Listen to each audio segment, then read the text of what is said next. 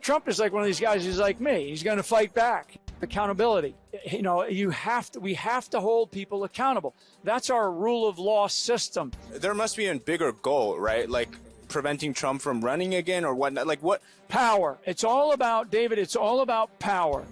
I spoke with former National Security Advisor General Michael Flynn on the FBI raid of Trump's home, his message of local action, national impact when it comes to voting and securing elections, and what he sees is a break of trust between government and people. He tells me his perspective on the political persecution of Trump and his close allies.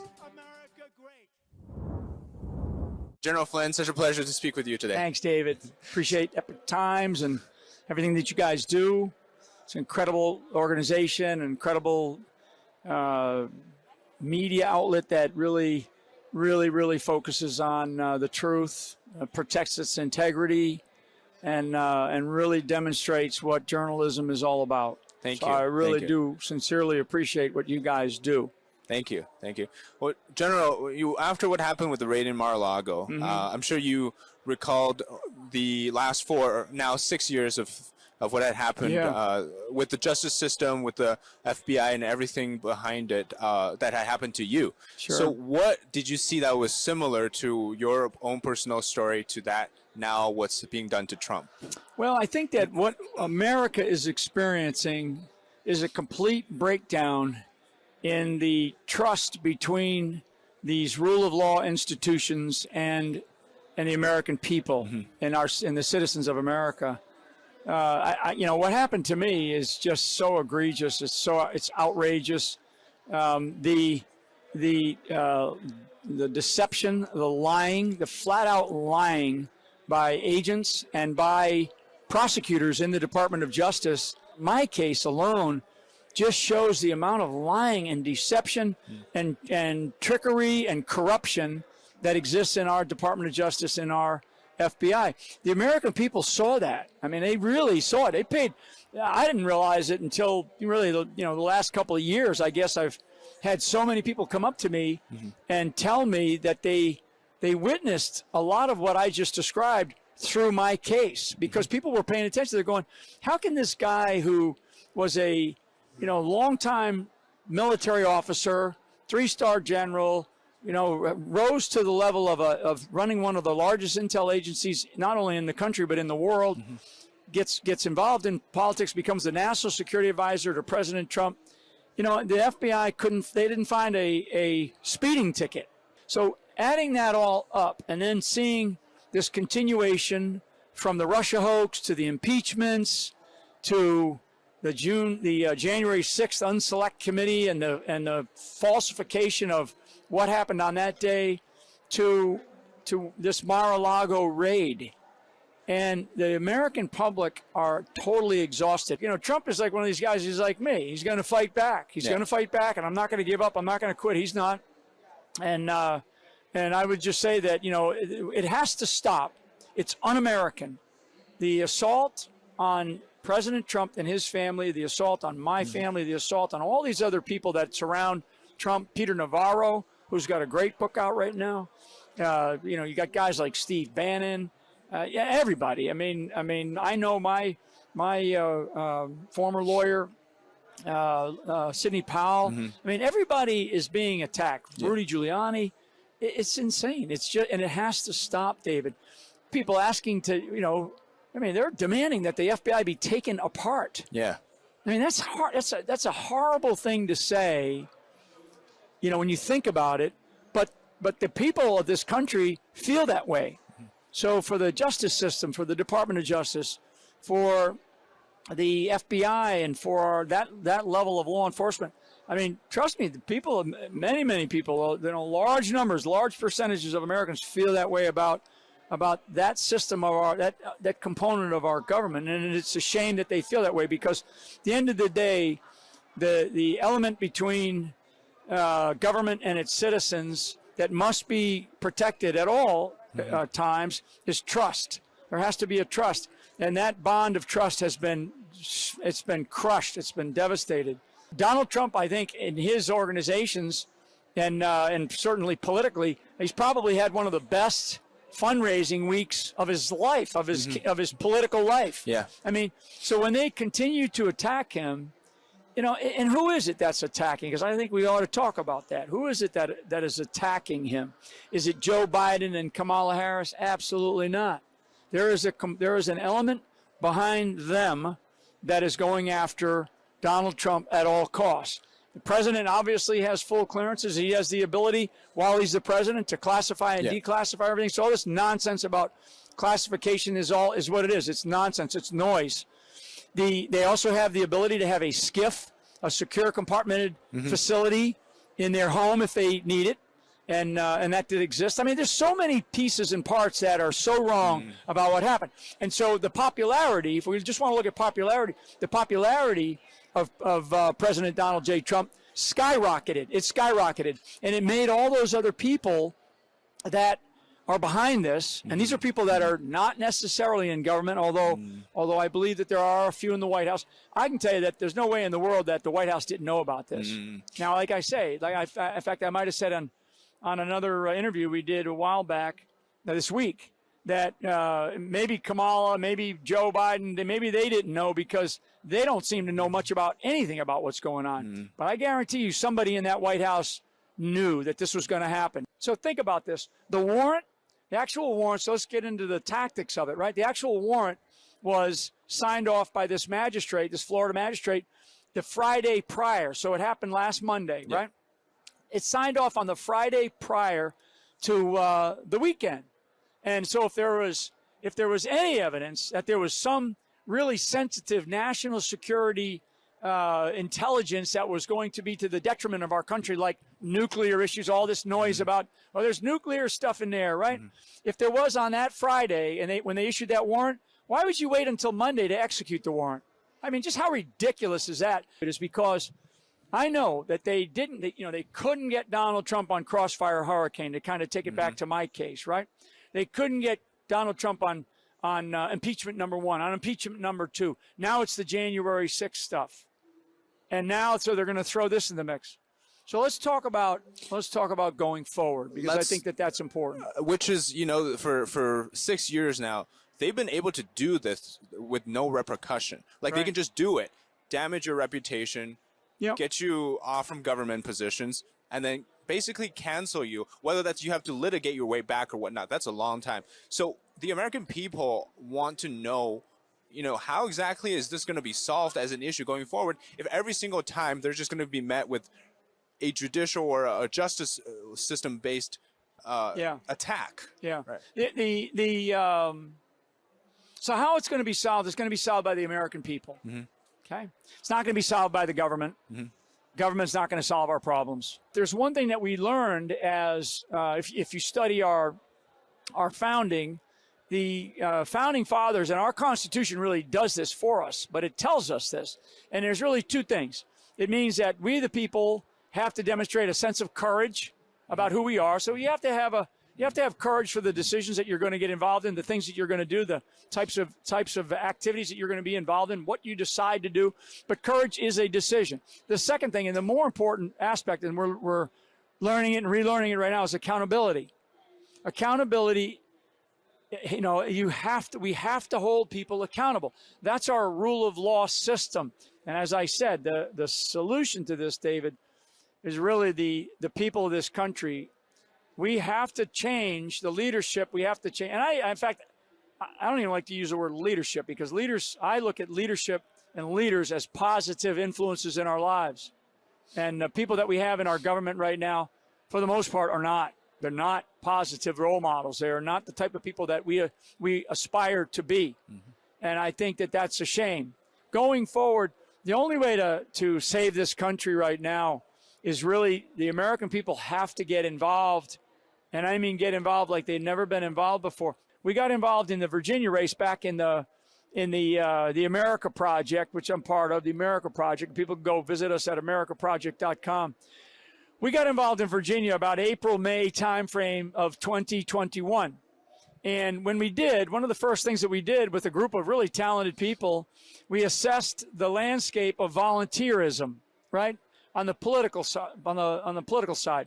And we learned that there was like roughly about 20 to 25% of those positions that you could volunteer for were filled by the Republican Party. In this case, by the Republican Party. We were looking the Democratic side. We looked; they had actually pretty good numbers.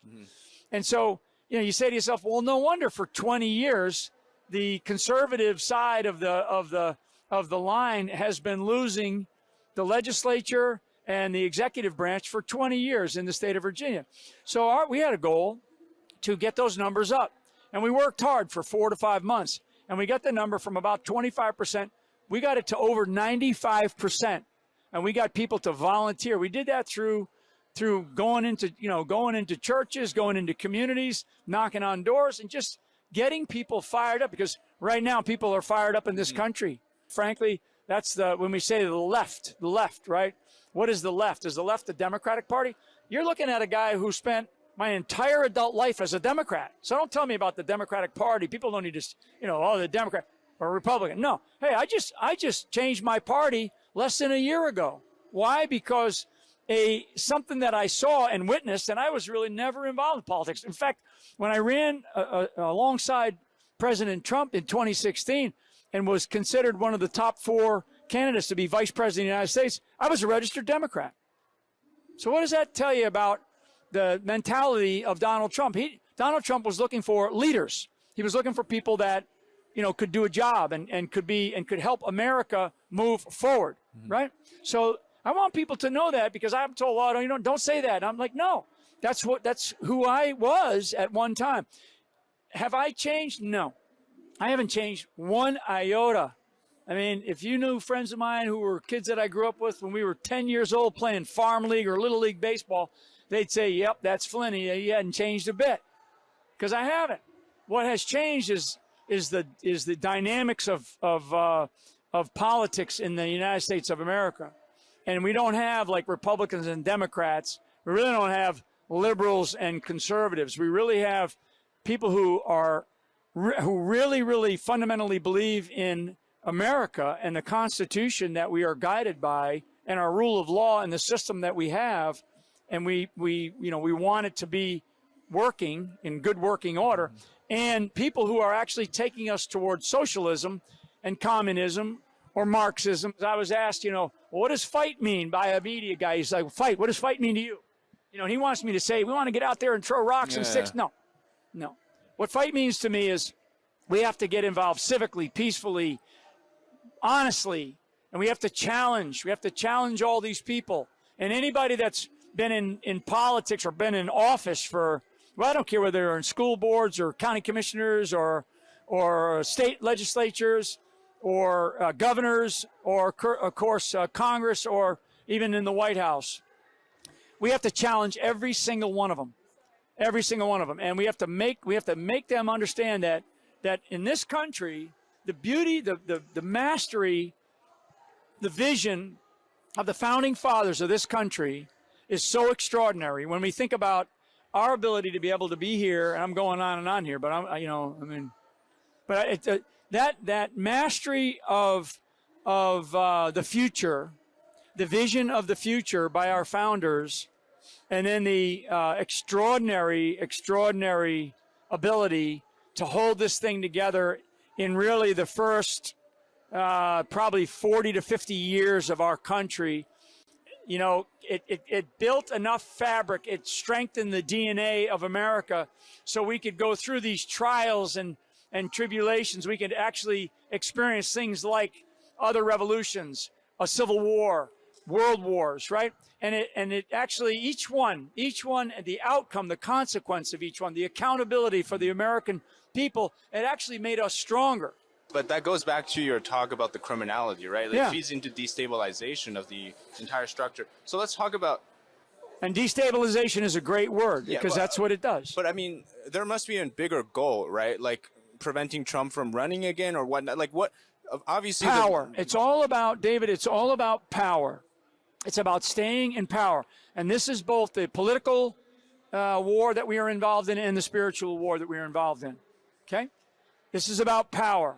And it is the haves and the have-nots, the us's and the thems, okay? And an organization, let's just talk about your organization. You know, I mean, you guys are actually really good. I think you walk a really, really tight, fine line in the world of journalism because you really do protect your integrity, and you do it by talking about the truth. You know, let's get it out there and let people sort of decide. But I do think that you discover through your efforts the truth, and that's really important. So I think that we are in a place now where power consumes a lot of these people that we're dealing with. A lot of people in politics. Nobody in there, no one can go into politics and be a gazillionaire, a multimillionaire, you know, by the money that they make from the government. I mean, I spent 3.5 decades, and I rose to the level of general, and a general does pretty good. The general makes pretty good money. But, you know, if you're there for the money, you know, then, and if it's money that motivates you, then don't go into the army, right? Don't go into the military. But you work your tail off to earn that, whatever it is that you're earning, right? And that's a motivator to some. But it's actually power for the politician that rises to the level of a committee chair or Speaker of the House, right? Power. Wealth will come with that. Wealth is a subset. The ability to direct and to dictate becomes a subset of that. And it consumes these people. And I'm talking about both, you know, when we talk about, you know, the two-party system, which we have, although we have other parties, when we talk about the two-party system, I mean, it consumes all of them. All of them. All of them are consumed by staying in power. What happens if Trump runs again in 2024, especially after the FBI raid? Do you think the effects have been negative or positive for him? Well, if you just judge by today, I mean, I think, and I posted it on social media the other day, you know, they gave these different time frames of, would you vote for President Trump if he ran today? If he ran for president today? And they did it back in I think they did 4 snapshots, right? And I think the last one was like 6 months ago or so. And it was around, if President Trump ran today, you know, this is a sort of a not a mega poll, right? Not some poll where you're asking like this crowd out here. You know, a legitimate poll, let's say, although I'm not a big fan of them, but a legitimate poll. And it was like around 48%. So that same polling organization ran it this week, and it's like almost 60%. So it backfired. It has backfired. Everything that they've done to go after President Trump and his family. And what they forget, this is what they forgot, and this is where they made a mistake. And I learned this in my own persecution. The American people, you know, and honestly, it's Hillary Clinton that called us deplorables, right? I mean, and that was a specific word to choose to talk to this body of people who they really wanted to make like out to be this bunch of really clowns, right? I mean, rednecks, whatever that is, right? I mean, just all this other stuff, just an ugly word, right? Deplorables. And now everybody's proud to be a deplorable, you know, proud to be an irredeemable, proud to be a chump. Those are their words, right? So what has happened with all of this persecution of President Trump, the American people didn't see it. You know, initially they saw it as going after Trump and going after guys like me. But immediately they realized they're coming after us. Okay? That's why we get 3,000, 5,000, 10,000. That's why Trump still gets 35 to 50,000 people to rallies. Do you think Barack Obama could draw that kind of a crowd? No. They'd have to get some superstar athlete or some singer out there, right? Like Hillary had to do during the 2016 campaign to get anybody to show up. I mean, look at what Joe Biden had to do during the campaign. I mean, the ridiculousness. How, you know, you got circles on a grassy, you know, on a yard somewhere. You got 20 people at a rally. I mean, he stays in the basement. I mean, all these things that we know. They made a joke. This is really important. When you make a joke about the American people, we can take a joke. But when you make it and you make it and you make it over and over and over, and you treat us like we're a joke, the joke's on you. And so the joke's on these people. Because I'm going to tell you, we have so many people that are fired up in this country and so many people that are now running and actually in offices at the grassroots level. We won't win it in Washington, D.C. So we won't win back the country in Washington, D.C. We're going to win back the country in townships and parishes and in counties and probably in states' legislatures, although we do have to have some bold governors. We have to have a couple of bold governors. That's why they fight tooth and nail against governors. So you're actually not even looking at Washington. You're looking at the whole country from the grass up, bottom up. And you think that's where the strongest encroachment onto Washington will be? Yeah, that's how our country was built. They didn't start with the federal government and go, okay, this is what the federal government's going to get all this power, right? They started with the individual. And the most important concept from our founders is the concept of every person has the right to life, liberty, and the pursuit of happiness. Mm-hmm. Big argument, great phrase, but they argued about that, right? They argued about that. You know, the right to speak, but I'm going to have to give you a Second Amendment in case you're, you know, some monarch or some government or somebody wants to come knock on your door for no reason and take over your home, right?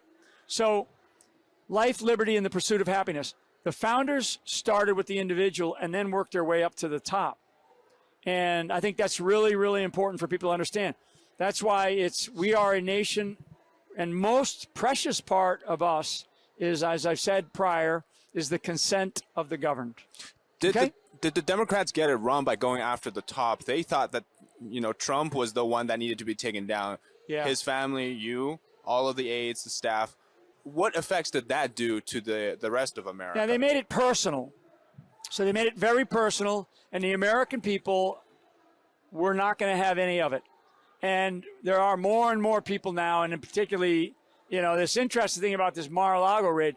Now I got people that I've known for a long time that are calling me up and saying, Mike, what is going on? What is happening? And these are not Trump. These are not Trump people. These are not people that want to be seen wearing a red hat. Believe me, these are not people that are going to have these are not people that even quietly voted for Trump. These are people that didn't like him for whatever reason. He tweeted too much. I like the fact that he tweeted, but you know, I mean, some people have their thing, but so there are people out there now that are like questioning and going, what the hell is going on? What is going on in our country? And, you know, for somebody that was saying the most or a very, very, very important threat to our country is when people are in a state of denial. So if you sit there in a state of denial and you deny that something is not happening, you know, then you're not filling your own tank of gas up, right? You're not sending your kids to public schools where they're teaching them about pornography and masturbation in elementary school, which is what is happening. It's crazy. It's like, wow. The fact that I'm even talking like that is crazy. It's like, I never thought that we would ever be in a place like that. So, and the fact that they went after a president and, you know, in his own home, never happened before in our history. We are in the world of third world republics. You know, people are starting to question, okay, we got a problem. If you had to leave the audience with a message about whether it's hopeful or whether it's, what's your outlook for the future, especially now we know that there's a new level of judicial overreach that we've just seen in Mar-a-Lago. If we look at this like a Super Bowl, right, and we no longer have the luxury of sitting it out, you can't be up in the bleachers. You know, you can't be up in the bleachers. Now, if you are on the field, you know, and I'm calling you off the bench to go in, right? So you're sitting down the end of the bench. Every American is on that bench right now, and we have some out in the field. Like I'm out on the field. I feel like I'm out on the field. I feel like I'm out on the field constantly. I know I got a lot of pressure. There's a lot of, but I do it because I know that I've been blessed with a platform, and others that are here have been blessed with this, you know, this platform to be able to have a voice that is a bigger voice than most. But I think every American is on that bench. And what we're looking for, I'm looking for people like, okay, I'm going to call you in, and you got to go, you know, why don't you run for school board? I'm going to call you in. Why don't you go become a precinct committeeman, which is a volunteer position for this county. Why don't you go run for election county commissioner? Why don't you go work on this campaign? Why don't, and part of my message is get involved. Get involved. And we make a big deal here about churches and faith, and it's important in prayer. I always say prayer is the most powerful weapon system. But we also, there are warriors that are created. So find in you the warrior fiber, the warrior spirit to go and do something more than you ever felt you could do, right? Go find in yourself something that is a talent, a skill, something that you're blessed with. Go and do it. We have to fight back in a very positive way, right? Arrogance will be the downfall of those who are trying to take over this country. It will be their downfall. Arrogance will be their downfall. And I mean that because they're so arrogant, they think that they're above it all, right? And that will be the downfall, right? It's the, I don't know what the right biblical phrase is, but there's one there that it's just the whole idea about, if you feel like you're at the top of the game, be ready to get knocked down. And the arrogance of people that I know these people, will be their downfall. And so we have to work on that. Well, General Flynn, it's been a pleasure speaking to you, Great. and thanks for letting me David. pick your brain. Yeah, it's great. I love talking.